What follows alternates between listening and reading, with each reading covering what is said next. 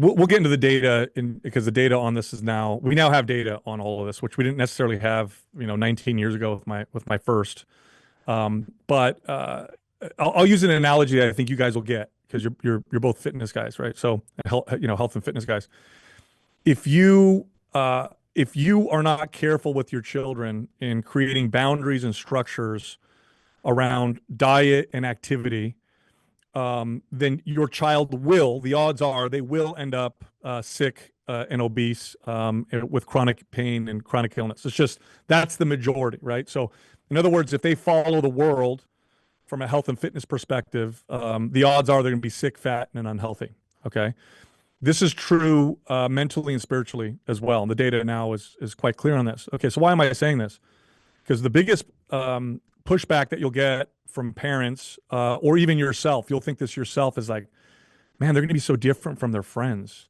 All their friends are using their smartphones. All their friends are communicating through these apps.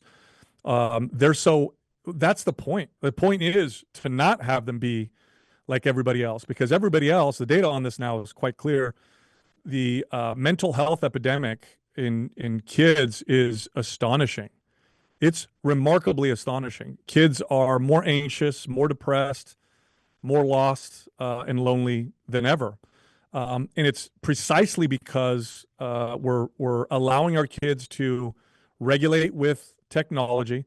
So now I'll get into the science of it, right? So when a child, especially when they're little, they don't have the ability to learn. They don't have the ability to regulate their emotions. That's why they throw temper tantrums.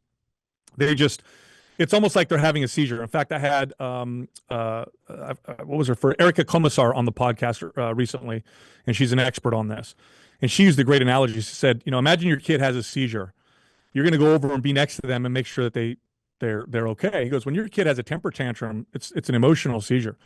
They don't have the ability to regulate. And so the way that they regulate is they co-regulate with their parent. So this is how they learn how to regulate important emotions.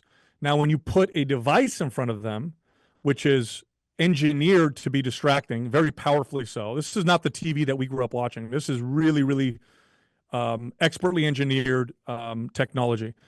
What they're actually learning to do is disassociate. Okay, so they're learning how to disassociate from the emotional storm that they have. And what we're doing is we're raising fragile children.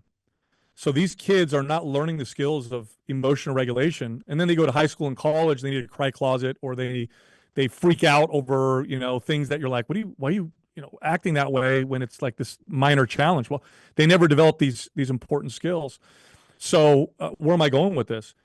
It's hard, but you have to be, you wouldn't put your little kids around candy and expect them to self-regulate their eating. That's just not wise as a parent. Like, I could do that. You could put a candy around me.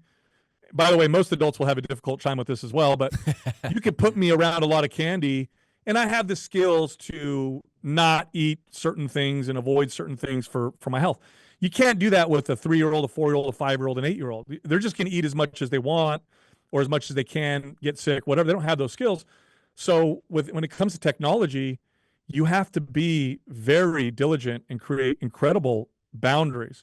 Now, the data, we finally have data to support this. You mentioned having, young girls. The body image issues that girls are developing and the self-esteem issues that they're developing by looking at social media, it was already difficult to begin with. Media already makes it difficult for both boys and girls, but especially for girls.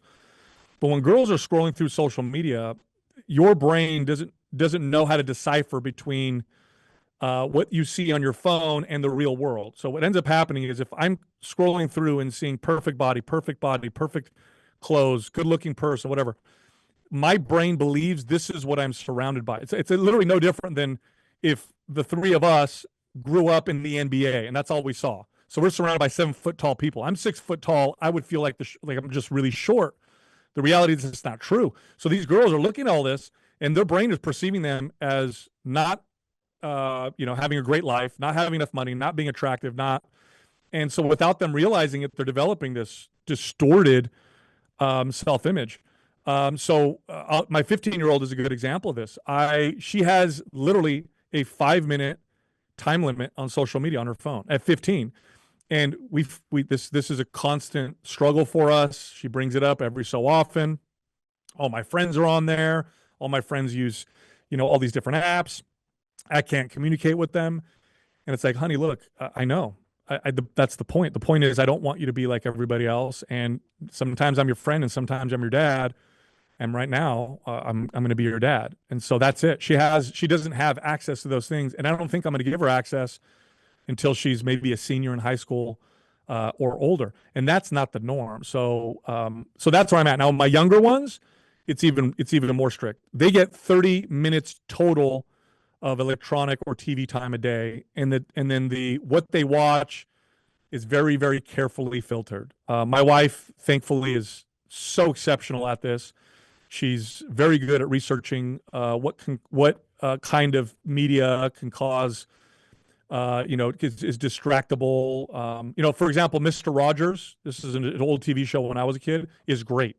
You watched Mr. Rogers today, because we're all used to what media looks like now, and you're going to be like, this is painfully slow. I can't even believe kids used to watch this. That was the point. So we're very, very meticulous. We have a timer at home. We put it up on a ledge. My son knows, my 4-year-old knows that how much time, Dad, can I watch TV? Yeah. How much time you want? 10 minutes. And I take it off the timer. He gets, okay, you have 20 minutes left. When that 30 minutes is done, it's done. He gets no more. And we're going to probably keep it like that for a very, very long time. Some people might say I'm alarmist. I have the data now to support it. So that's just where I'm at now. And again, the whole point is to not let them be like everybody else. Unfortunately, it's tough, but that's just, by the way, a strategy that helps with that, this has helped us tremendously, is to surround yourself with parents who have kids who are like-minded. Otherwise, it's very, very isolating. You feel very isolated if you don't have those people around you.